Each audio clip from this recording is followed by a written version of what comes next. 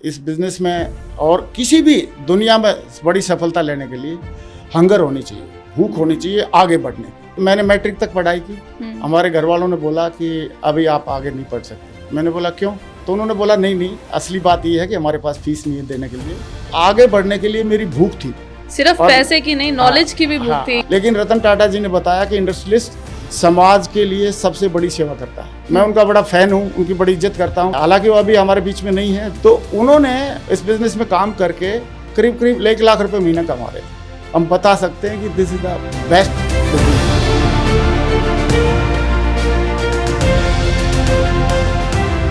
दिया पर क्या क्वालिटीज बहुत ज़रूरी हैं जो होनी चाहिए अगर आप डायरेक्ट सेलिंग में आ रहे हैं अपनी जॉब छोड़ के? बहुत बढ़िया, एक दाव लगा रहे हैं। बहुत बढ़िया मैम। सबसे बड़ी क्वालिटी जो मुझे लगता है इस बिज़नेस में और किसी भी दुनिया में बड़ी सफलता लेने के लिए हंगर होनी चाहिए, भूख होनी चाहिए आगे बढ़ने की, ग्रोथ की भूख होनी चाहिए। क्योंकि मेरे अंदर भूख थी, और भूख इसलिए थी, मैं बताता हूँ आपको, कि मैंने मैट्रिक तक पढ़ाई की। हमारे घर वालों ने बोला कि अभी आप आगे नहीं पढ़ सकते। मैंने बोला क्यों? बोला नहीं, कॉलेज में ना बच्चे बिगड़ जाते हैं। तो मैंने बोला मैं नहीं बिगड़ूंगा, लिखवा के ले लो। तो उन्होंने बोला नहीं, असली बात ये है कि हमारे पास फीस नहीं है देने के लिए, तो आप कॉलेज में हम आपको नहीं पढ़ा सकते। मैंने बोला फिर क्या करना चाहिए, क्या करना है? तो बोला आप ऐसा करो, आप फौज में भर्ती हो जाना, वहाँ पर सिर्फ मैट्रिक पास तक चलता है। तो मैट्रिक पास से आप फौज में भर्ती हो सकते हो। लेकिन फौज में भर्ती होने के लिए भी एक एज होती है, तो उसमें भी 1.5 साल कमी थी। तो 1.5 साल मैंने गांव में रह के कुछ दिन 6-7 महीने भैंस चराई। फिर एक प्राइवेट जॉब किया मैंने 250 रुपये महीना रेवाड़ी में जाके। फिर उसके बाद मुझे मेरा प्रमोशन मिल गया उस प्राइवेट जॉब में भी, 300 रुपये महीना मुझे मिलने लगे। और फिर मेरी उम्र हो गई भर्ती होने लायक, फिर मैं भर्ती हो गया आर्मी में। और उस टाइम पे मेरी 750 रुपये तनख्वाह थी। तो मेरी भूख थी आगे बढ़ने की। तो मैं 250 की जॉब में गया, फिर 300 की जॉब में गया, फिर 750 की जॉब में गया। फिर इंडियन आर्मी में जाने के बाद भी मैं वहाँ पे रुका नहीं। मैं मैट्रिक पास करके गया था, लेकिन मेरी इच्छा थी मैं आगे पढूं। तो मैंने प्राइवेट फार्म भर के मैंने भोपाल से 12th पास किया। फिर प्राइवेट फार्म भरे अपनी जॉब करते हुए, पढ़ाई करते हुए। फिर मैंने BA फर्स्ट ईयर किया, सेकंड ईयर किया, थर्ड ईयर किया, BA कंप्लीट किया, फिर MA कंप्लीट किया। और जॉब में रहते रहते फिर मैंने MD BA भी कंप्लीट किया। और 4 बार मैं कमीशन के लिए अप्लाई किया, अफसर बनने के लिए, अधिकारी बनने के लिए फौज में, सेना में। और उसके लिए भी मैंने पढ़ाई किया। तो कहने का मतलब ये है कि मेरे आगे बढ़ने के लिए मेरी भूख थी, सिर्फ पैसे की नहीं, नॉलेज की भी भूख थी। और आगे बढ़ने की भूख थी मुझे। मैं आगे बढ़ना चाहता था। और आगे बढ़ने का जब मुझे और कहीं से मौका नहीं मिल पाया, या और कहीं पे मैं नहीं सफल हो पाया, लेकिन जैसे ही डायरेक्ट सेलिंग इंडस्ट्री मिली तो मेरे एकदम दिल की घंटी बज गई कि यस, ये मौका है, इस मौके पे चौका मारना ज़रूरी है। और मैंने शुरुआत कर दिया। तो सर आपने ये नहीं सोचा कि यहाँ पर भी लोग मेरे को क्या तरह की बातें कहेंगे, या जो चैलेंजेस आएंगे क्या करेंगे? बिल्कुल। इसके लिए मैम क्या है ना, मेरे सामने एक प्रत्यक्ष एग्जाम्पल था। जिन्होंने मुझे प्लान दिखाई थी वो भी डिफेंस बैकग्राउंड से थे, वो भी मेरे रैंक के ही थे, हवलदार रैंक के ही थे।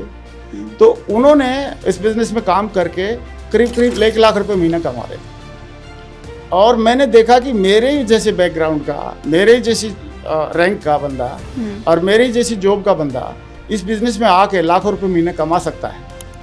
तो और वो भी सच बोल के, क्योंकि जब मैंने प्लान देखी थी तो मेरी फर्स्ट कंडीशन एक थी कि सर बाकी सारी चीज़ें बढ़िया हैं, पैसे के बदले में प्रोडक्ट मिलेगा, यहाँ पे कुछ लोगों को हमने आगे बढ़ाना है तो हम भी आगे बढ़ जाएंगे, और यहाँ पे दूसरों का भला करके हम अपना भला कर सकते हैं।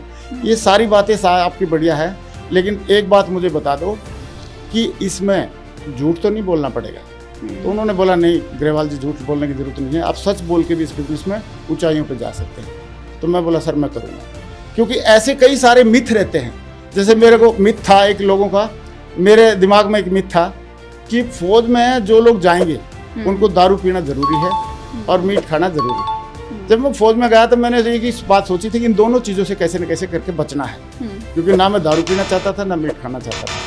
तो जो खाते हैं उनके लिए कोई प्रॉब्लम नहीं, वो खाएं, लेकिन मेरे को पर्सनली इच्छा थी कि मैं वेजिटेरियन रहूँ।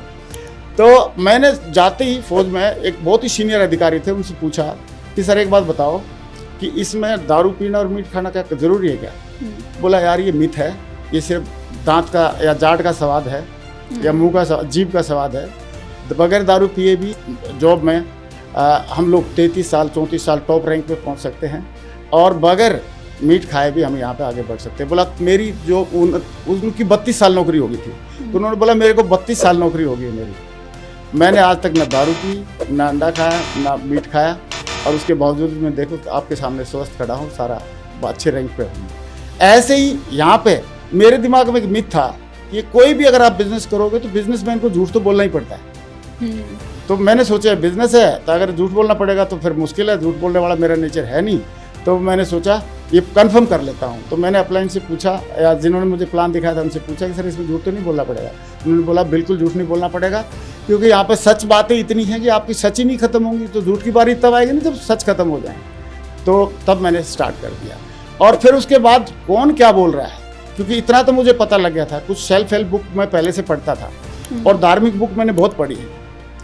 आप किसी भी धार्मिक ग्रंथ का उदाहरण उठा लो, किसी भी सक्सेसफुल कोई या सेल्फ हेल्प बुक उठा लो, उसमें साफ साफ लिखा है। आप बताओ, कृष्ण जी भगवान थे और उतना उन्होंने सोसाइटी के लिए, समाज के लिए इतना बढ़िया एक मैसेज दिया गीता के रूप में। उनके लिए भी लोग उनको भी जयद्रथ, उनके जो मामा का लड़का था, बुआ का लड़का था, मामा जी का लड़का था, उन्होंने भी उनका विरोध किया, उनको गालियाँ दी। तो ऐसे विरोध तो करते हैं, और विरोध किया भी, मेरा भी किया यहाँ पे। लेकिन मैंने अपने अपलाइन को देख लिया था, उन्होंने बता दिया था कि विरोध करेंगे लोग, तो उसकी चिंता आपने नहीं करना, आपको तो अपने जिस रास्ते पे चले हो उसको मिशन मान के करना है पूरा। तो उस पर हम फिर चल दिए। और मेरे को बोला भी, मैं प्रैक्टिकली बताता हूँ आपको, एक वहाँ पर जहाँ मैं जॉब करता था, वहाँ पे एक बंदे ने हाथ जोड़ के बोला अग्रवाल जी आप ये काम मत करो, ये नहीं चलेगा, और ऐसे काम चलते नहीं हैं, मेरे को इतने साल का अनुभव है ज़िंदगी में। मैं बोला अभी तक तो चलता है, नहीं चलता मुझे नहीं मालूम, लेकिन अभी आप बोल रहे हो ना कि ये नहीं चलता है, ये नहीं चलेगा, अगली चला के दिखाएंगे, आपके सामने चला के दिखाएंगे। और जैसे कुछ दिन चलाते हुए हुआ तो वही आदमी ये बोलने लगा मुझे कि अग्रवाल जी आप बड़े लकी हैं। तो किसी भी काम को अगर आपने शुरुआत कर दिया, और हमारे अभी रतन टाटा जी, मैं उनका बड़ा फ़ैन हूँ, उनकी बड़ी इज्जत करता हूँ, सैल्यूट करता हूँ। उन्होंने पूरी एक औद्योगिक जगत की एक जो पहचान बनाई है पूरे वर्ल्ड में लेवल पे, वो सब उनको सैल्यूट करते हैं। पहले क्या करते थे लोग, उद्योगपति को या बिजनेसमैन को ऐसा सोचते थे कि यार ये आया है जो एम्प्लॉइज है उनका शोषण करेगा, लोगों के जो रिसोर्सेज हैं उनको बना के मैन्युफैक्चरिंग करके महंगा बेचेगा, लोगों को लूटेगा, ऐसे करके। लेकिन रतन टाटा जी ने बताया कि इंडस्ट्रियलिस्ट समाज के लिए सबसे बड़ी सेवा करता है। सही, उन्होंने एक ऐसा एग्जाम्पल सेट करके दिखाया, और आज लोग उनकी दिल से इज्जत करते हैं। सही है, हालांकि वो अभी हमारे बीच में नहीं है, जस्ट अभी रिसेंटली गए हैं, लेकिन उनकी लोग बहुत इज्जत करते हैं। तो ऐसे ही मतलब हम इसमें ये हम बताना चाह रहा हूँ मैं कि डायरेक्ट सेलिंग इंडस्ट्री में भी हम ये बता सकते हैं, करके एथिकली काम करके, बड़े बड़े अच्छे अचीवमेंट लेके, लोगों की जीवन में अच्छी वैल्यू एडिशन करके, लोगों को आगे बढ़ा के हम बता सकते हैं कि this is the best business, और ये लोगों के भले के लिए है, इसमें कोई भी मतलब नुकसान नहीं करते हम, अल्टीमेटली हम फायदा करते हैं। तो ये बात मेरे को समझ में आ गई। उसके बाद तो फिर हमने ये सोचा ही नहीं कि कौन क्या बोलता है, क्यों, लोग तो देखो, लोगों का काम तो बोलना है। बिल्कुल बिल्कुल, ये हमने बहुत सारी कहानी भी सुनी है। सही, कुछ तो लोग कहेंगे, लोगों का काम है कहना। लोगों का काम है कहना।